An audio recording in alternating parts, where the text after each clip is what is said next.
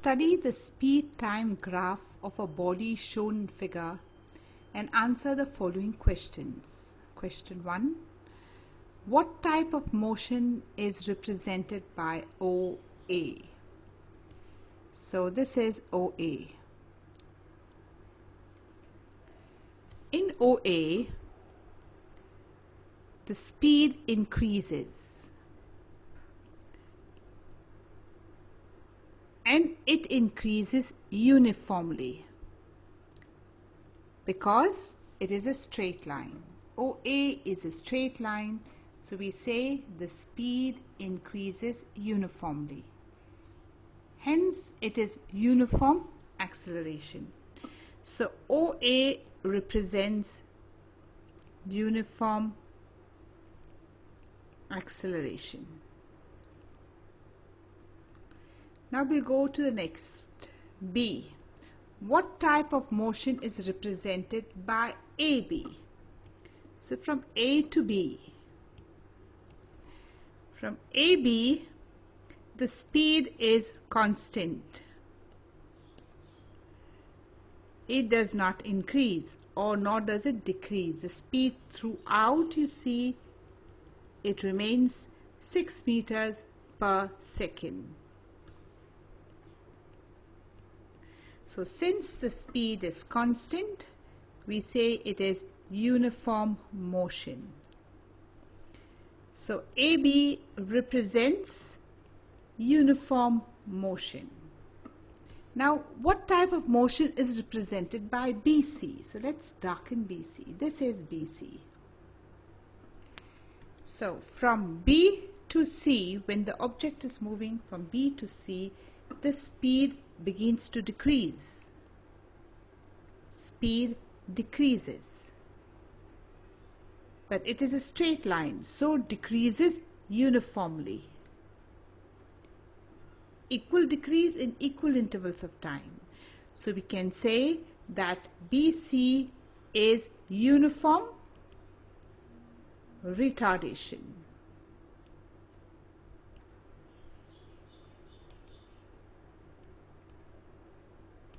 So if we were to write again, we will say this is uniform acceleration. Here is uniform motion. And along this is uniform retardation.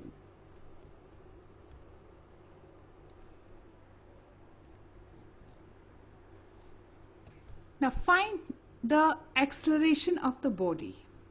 Now we already know the acceleration is along OA.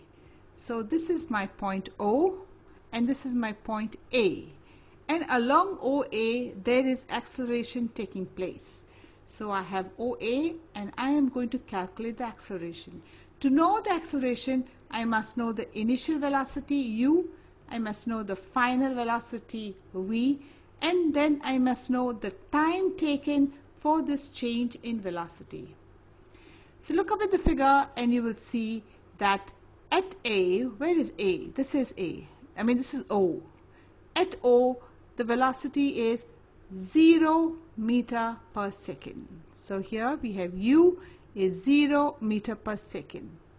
Then the velocity keeps changing, it keeps on increasing till the body reaches this point A.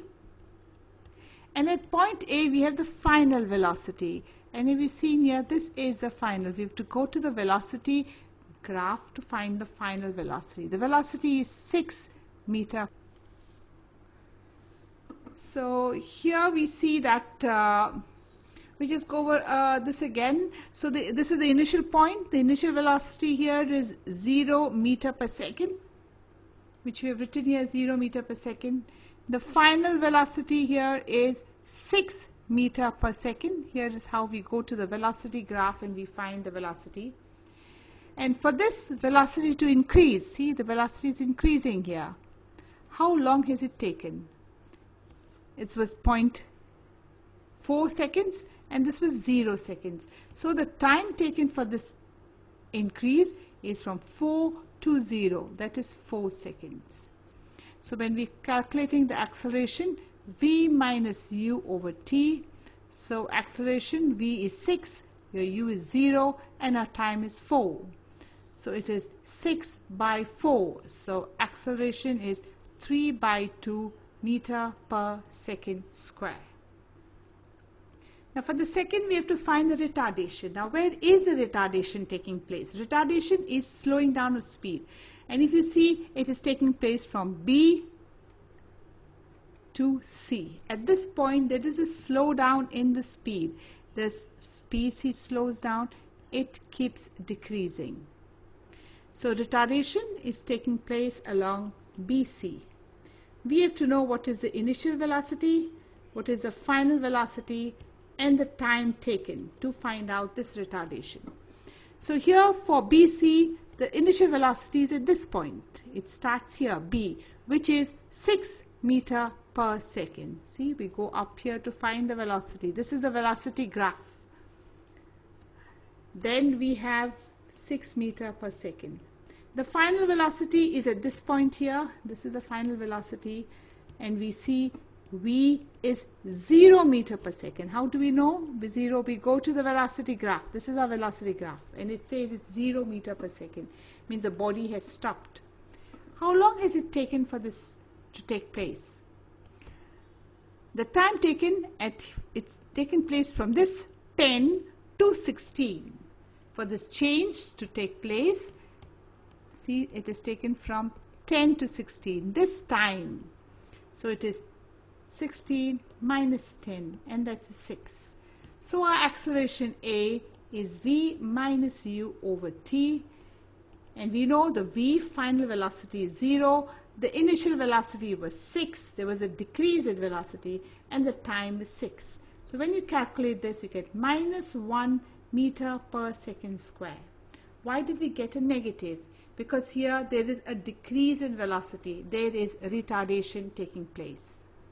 So in all these sums, all we need to know is the initial velocity, the final velocity, and the time taken. Like in this case, this would give us the initial velocity, this point would give us the final velocity, and this distance, this would give us the time t, that is 4 minus 0.